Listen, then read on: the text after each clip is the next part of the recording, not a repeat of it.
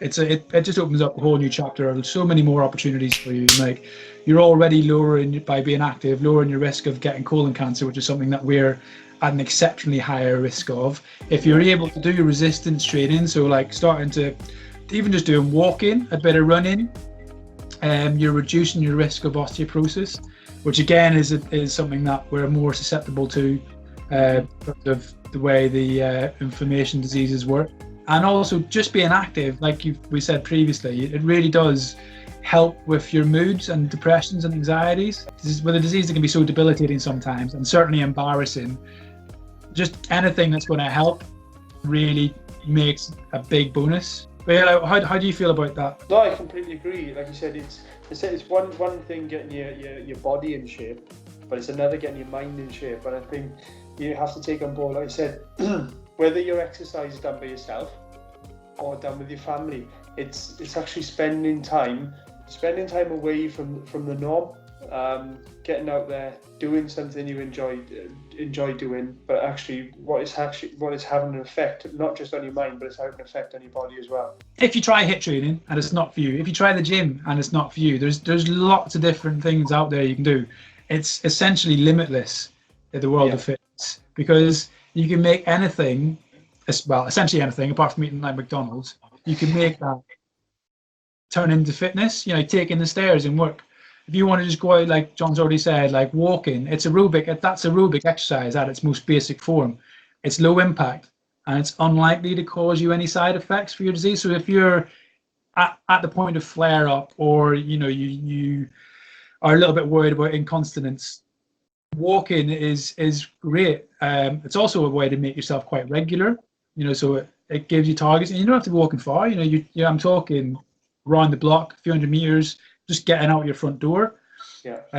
Similarly, cycling a lot of people find easier to do than walking or running with our disease, because again, it reduces the impact, it reduces that up and down motion.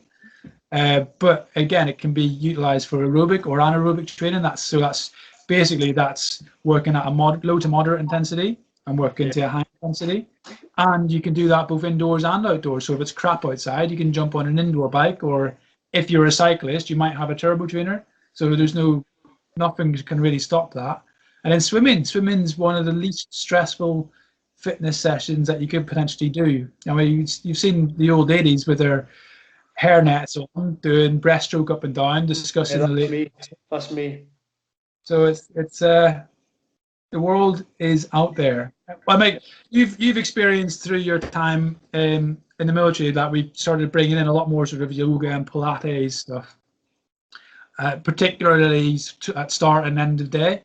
Like, how do you find that? Has that been a benefit for you in returning from surgeries and things like that?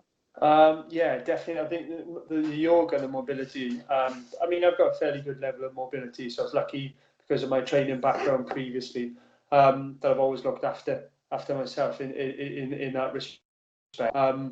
But the hardest thing I found is obviously the scar tissue and everything feeling so tight on the body. And it's surprising how even the low level yoga stuff, how difficult that is to get into certain positions, and how much strength that takes from the body. But it's not huge impact, so it's a fantastic medium of training, especially for those from early surgery. So actually getting into doing some activity, yoga is fantastic. We do it, like I said, Tuesday and Thursday mornings, and it really does prep me then for moving on to whatever I'm going to be doing next, whether it's resistance training or CV training. It gets the body moving. We're loosening up those structures. We wouldn't normally, we get very restricted by a lot of seated type move, desk jockeys, as we call them.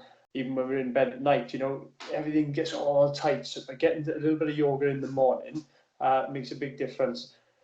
What I would say is I found when I had the pouch, and sometimes you can get the urgency for the toilet. Yoga wasn't always the best place to be when you're trying to get yourself into certain positions. You think, might feel a little bit loose here. So I feel a lot more confident now that I have obviously the colostomy, and that it doesn't pose a problem with a sense of urgency to go to the toilet while I'm stretching. But it's a great medium of training, and I think a lot of people can benefit from it. You don't need to be an expert. Lots of stuff out there. We in the military kind of use it like John's just been saying, as a mobility session. So we'll utilize some of the basic poses and just move through them, but it's stretching with movement, so you're actually just moving through the joints range and then getting the muscles to elongate but under tension. I found it really useful after my surgery in terms of helping to break down scar tissue, return that normal function. I'd have to admit I possibly didn't do it enough where it comes to my sort of abdominal region. I think we've covered quite a bit there, really. Yeah. Have you got any takeaways? Yeah, absolutely. So 3 takeaways for me today. Basic understanding, first of all, everyone is different. What I mean by that is that your energy levels, so how you recover, what your training background has been previous to getting back into any training, and how long it takes you to recover. So, like I said, looking at someone else on social media and thinking that that's where you need to be isn't always the best way of approaching it. It's understanding where you were before and where you're actually going to, and then listening to your body. Which brings on the second point, is listening to your body. So get in tune. Understand that some days are going to be better than others. Like we said, you can always use a heart rate monitor to really understand what's physiologically going on. And the third point is be consistent. It's not about crash and burn. Not just go 100% in every time, 100% all the time. It's basically build it up nice and slow, but do it consistently. So that's my 3 points. My takeaway points are echo it, if not complement it. So again, it's like, just don't overdo it. Just listen to your body. Your body goes through enough already. So just making sure that you look after itself, because your body's amazing and you're amazing. So work with your condition as opposed to against it. So by listening to your body, you're going to be working with your condition. Never be afraid to explore and have fun with it. Again, like I've already said, your body's amazing, and with the right approach, it can adapt to most things. Yeah. So by taking it slow and listening to yourself, you can jump onto whatever fitness cycle you feel like you would like to do, and then always make time for cooling down. Out of the whole session, if you make sure that you've got, obviously you need to do the session, but even if you were just to do a cool down and stretch, that can set you up for a whole day. But ensuring when you do your session that you've left that bit of time to make sure you cool down properly, it's going to make that chance of getting DOMS that much less. And if you do get DOMS, it'll be considerably less than what it would be if you didn't do it. And also, if you're feeling that bit better after exercise, there's more chance that you're going to adopt it into part of your lifestyle. I think that the biggest one for me is like what you said, John, is just listening to your body and making those changes that you need to make, and resting when you need to rest. So that's it. So guys, I really hope you are enjoying our content. What we're trying to do is we're trying to just make it less of a taboo.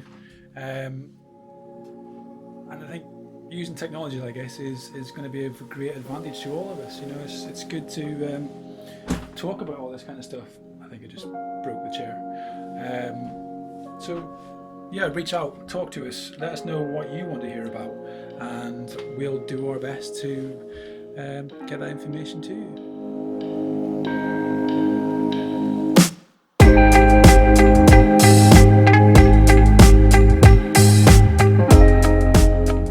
Minutes. Do you know what?